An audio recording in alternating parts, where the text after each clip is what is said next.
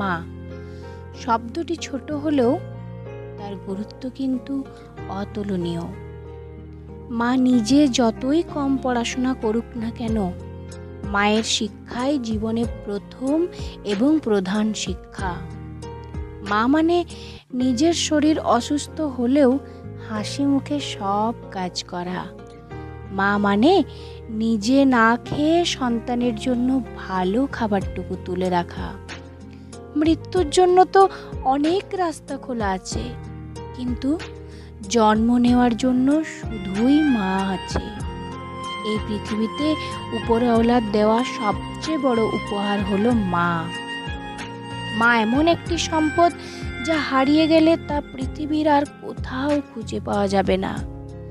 ভালোবাসতে তো সবাই পারে, তবে মায়ের মতো ভালোবাসা কোথাও পাবে না।